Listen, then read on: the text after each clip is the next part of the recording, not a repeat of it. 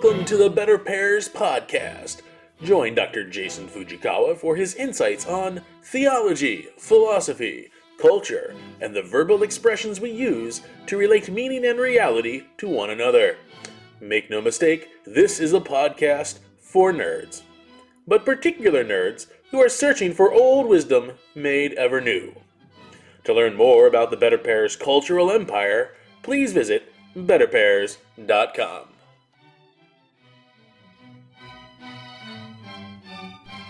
Episode 7 of the Better Pairs podcast examines the word Genesis, and by extension, genealogy.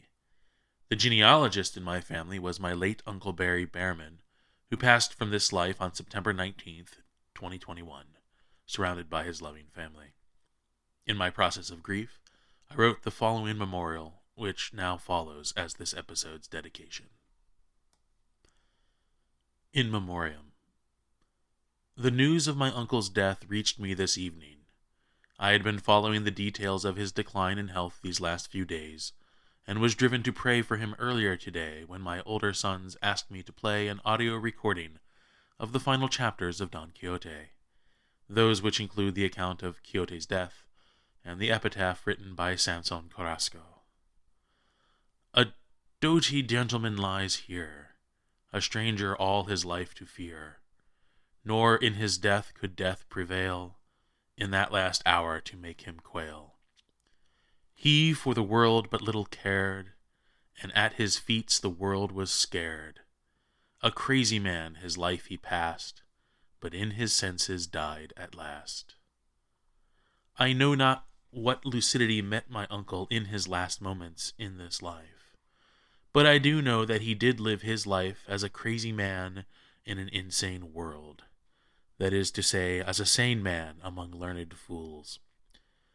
There is one moment in my youth in Green Hills, Ohio, and my time spent at our parish, Our Lady of the Rosary, which has been wedded to my memory of Uncle Barry so many years ago.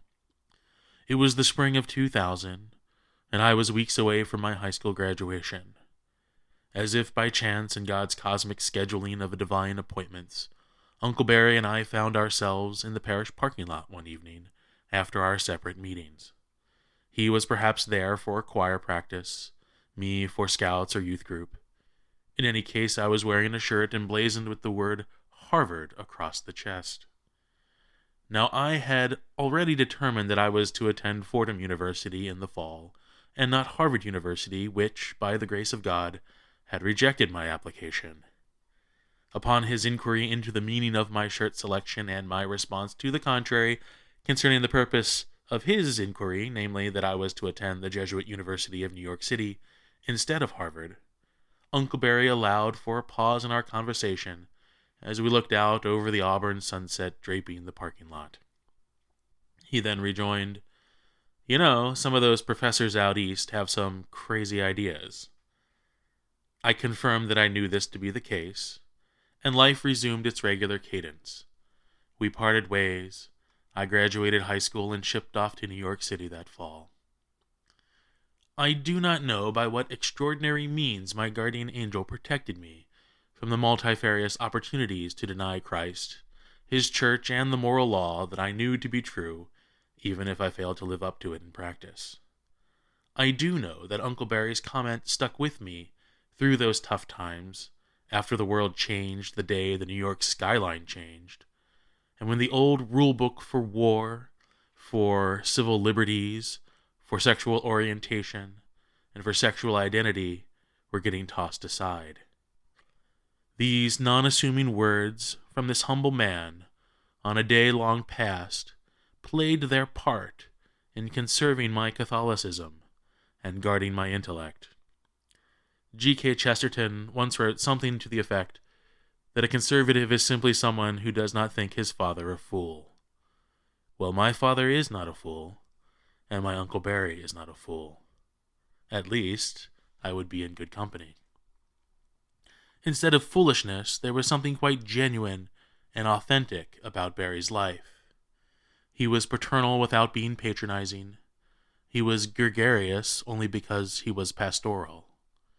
He was a company man for General Electric back in the days when there was such a thing as a company man, who could put in his time each day and his years each decade toward a pension and actually retire with enough years left to focus more intentionally on his family and his apostolic works, such as his prayer chain ministry with the parish.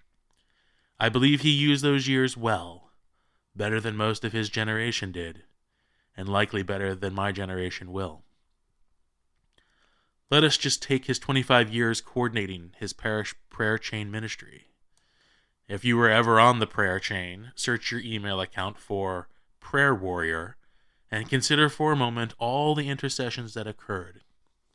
How many minds and hearts were turned to heaven to implore God's love and mercy upon a fallen world, in part because this ordinary man, who outside his family and friends will fade in the sight of this age as a mere pandemic statistic, this man burned in his heart with the fire of the Sacred Heart of Jesus.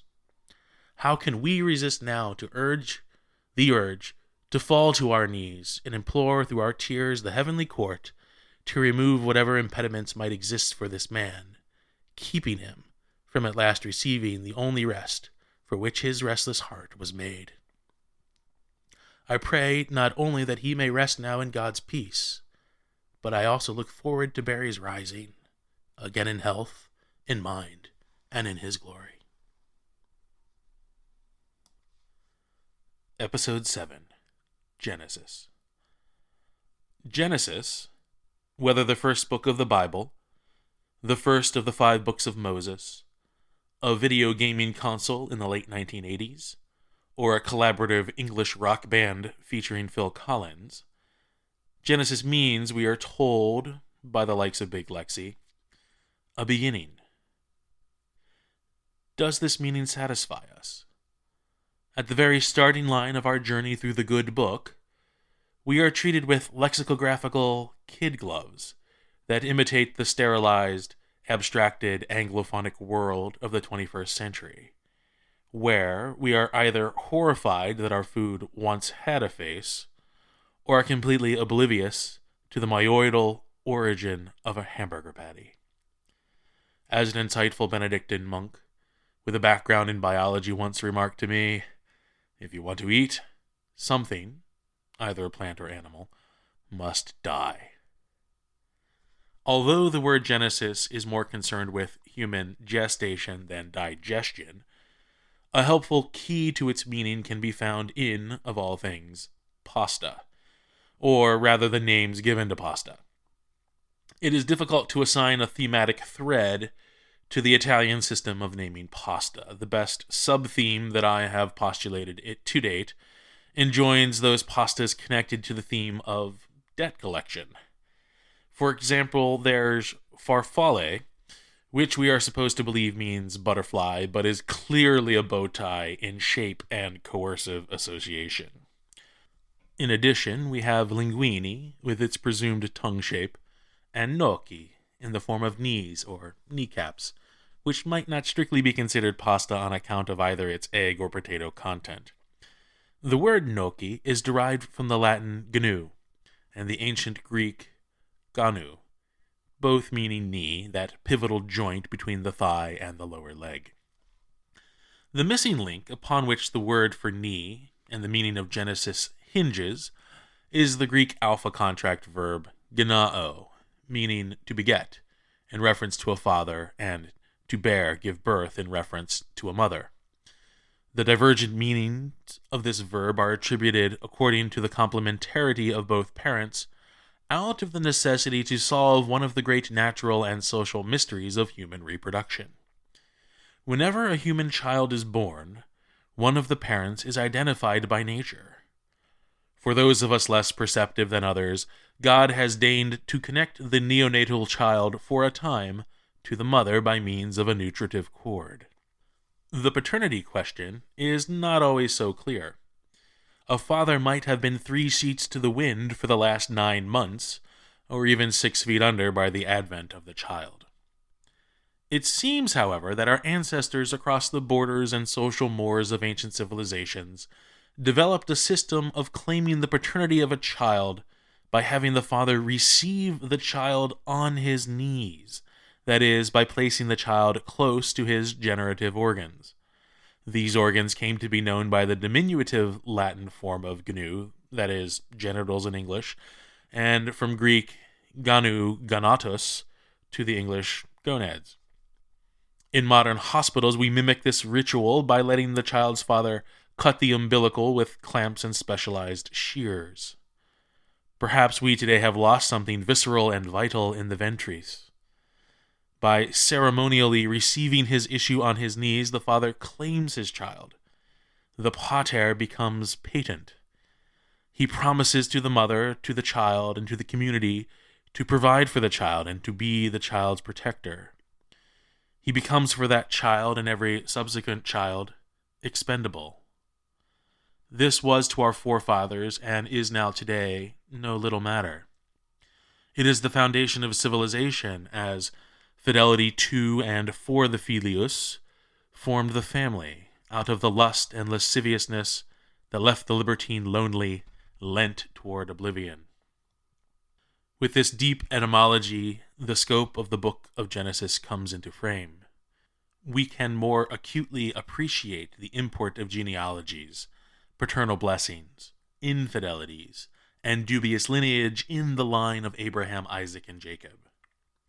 On a very human level, the question of Genesis can be understood in sum by the question, who's your daddy?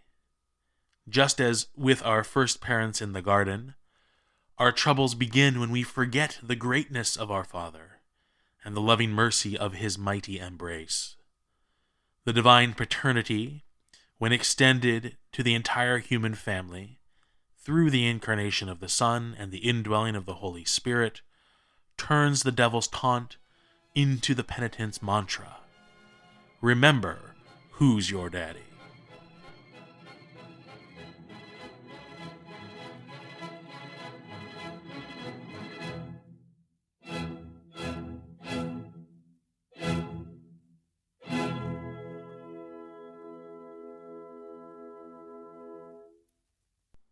The views expressed by Better Pairs contributors are theirs alone and do not necessarily reflect the views of Better Pairs, its parent company, or any company or organizations affiliated with the contributors. For more information to support Better Pairs or to shop for Better Pairs merchandise, please visit betterpairs.com.